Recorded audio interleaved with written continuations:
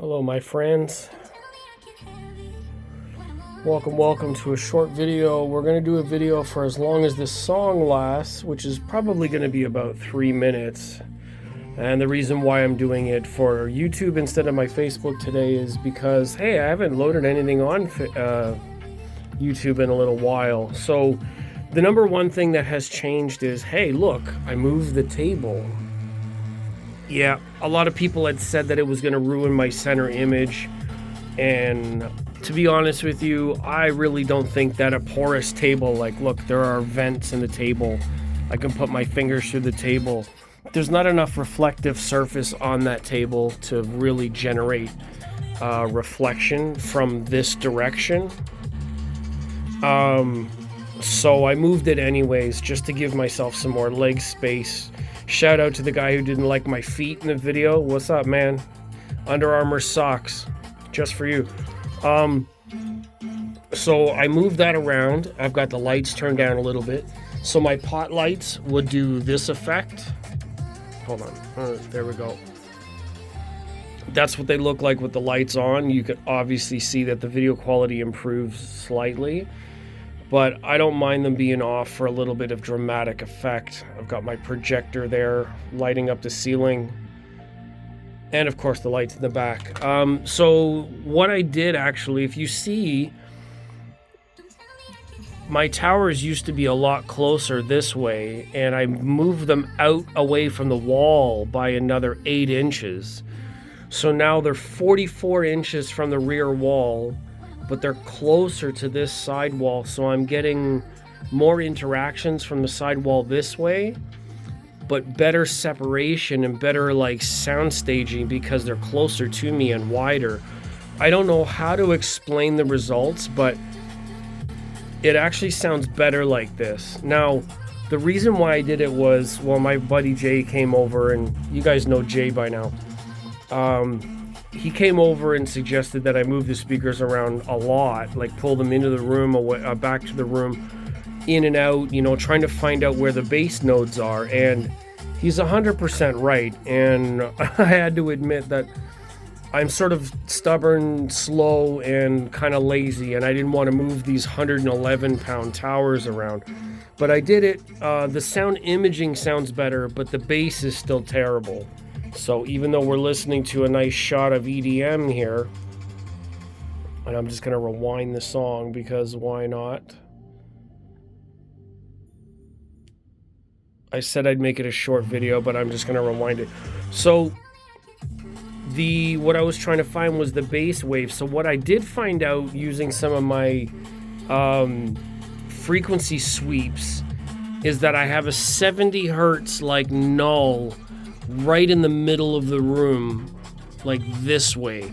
I also have the same sort of problem at around 31 hertz. Now, I don't have REW, but I do have an RTA or real-time analyzer on my phone.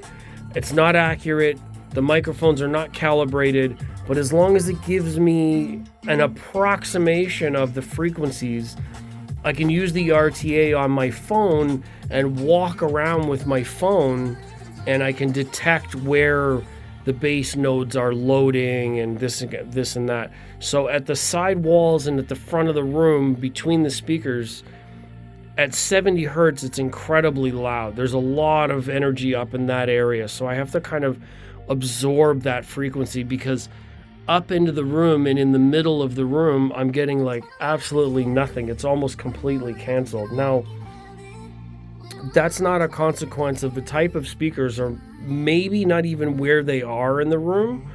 Some rooms just have node frequencies that you have to deal with in another way. So one of those ways is adding sound panels that resonate or absorb the frequencies in which and in those areas that they're highest, right? So if I have a lot of 70 hertz in the corners, I need to load something in the corners that's going to help with that because it will reduce the amount of reflection bouncing into the room and hopefully balancing it out. Now, it's a long journey. I can't say that I know the process well. I am going to try it out. I am going to see what works in my room. It's the basically the only thing that I can say is just test for it, listen for it, demo for it. If you're using frequency sweeps instead of songs, you will have a easier time identifying exactly what's going on. So like REW and frequency sweeps and certain sound demos, if you don't have your frequency rating like in a number form, then you can't calculate exactly what's going on in the room.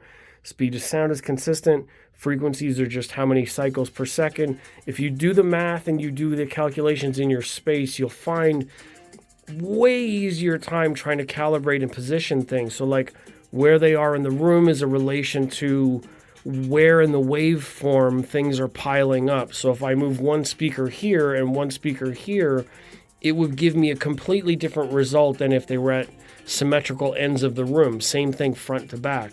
It's all math, honestly. It's frustrating math, but it's all math. If we can get through that math part and you can use specific frequencies and specific measurements, then you can calculate or approximate how it's going to react. Now, some of the if, ands, or buts are if the walls are very like they move a lot, if the floor moves a lot, if the ceiling moves a lot, then it can add other resonances where they will interact and change the room nodes. So it's not just one calculation, it's actually many. So that's how it is. We falling in love with hi-fi and audio. That's what's going on here today. So let me just pop my lights on. Thank you for joining and watching the video. I really appreciate the feedback that I've gotten lately on YouTube. I appreciate it. We're almost at 1,000 followers. I know that that's not really significant in terms of numbers, but I want to say that I thank every one of you dearly and respectfully, because it makes a significant impact in terms of how and the avenues that I can move ahead. Like I'm borrowing the Star Crimson Ultra stereo amp right now, and Leo and I have talked about a number of things, and with the views and with the comments and with some of that thing in social media, you guys know that the numbers game is a business transaction. It's a return on investment if you've never heard of ROI. And brands and marketing budgets are factored based on what they think or what they project will happen in a video. So I'm showing off the Arundel Towers. Arundel have been very, very good about these speakers and myself. They've communicated well with me. I had a baffle design that I haven't been able to finish or complete yet because I switched day jobs or I switched to the day shift. I haven't found anywhere that can do like CNC milling, so it's a long way off. Rotel and EQ Audio here in Ontario have been super, super amazing and hooked me up with the Rotel gear. So, you know, like a lot of this marketing, sort of like my photography, my videos, my conversations, my enthusiasm and passion for the hobby and insights have earned me somewhat of a relationship with some of these brands and companies. And I say thank you to the viewers, because honestly, that's part of the mechanism. If it wasn't for you watching and giving your feedback and saying, hey, I don't like this, I do like this, this was cool, this could be better, what about this, asking technical questions and allowing me to answer questions for you, without those interactions, honestly, someone in my position who enjoys this, and I do photography and I do videos, photography is the number one thing. However, I'm branching out into other things, but I can't tell you what they are. I have to keep some things a secret. That's the trick of business. But without you giving your feedback and commenting and letting me know kind of like what matters to you, the success of the channel, or even myself, and inability to get videos from Expona or Florida or from Montreal or Toronto Audio Fest. I'm not at Munich this week because, you know, the business is not that successful, but the joy is if things work out better, and in the next year, say if I'm at a different number of subscribers or followers or comments and new contracts or new contacts are made between now and then. Who knows? Maybe next year I will go to Munich and I will be able to shoot videos from there, and I will be able to do photography for brands and videos for brands out there. So that's the joy and that's the dream. I am trying to stick with it, learning as I go, trying to demonstrate, hey, like, don't be afraid to move your stuff around. I moved my table. This is all cluttered now. I can't access my CDs. So this table will eventually have to completely disappear, and I will have to clean all this stuff up. It's such a headache right now. Excuse my punny jokes. I'm not going to say, I was going to try to pick up a secret word for the day. The secret word for the day is candle. Okay, so if you watch to the end and you leave a comment of any kind, the word of the day is candle. So let me know what your thoughts are.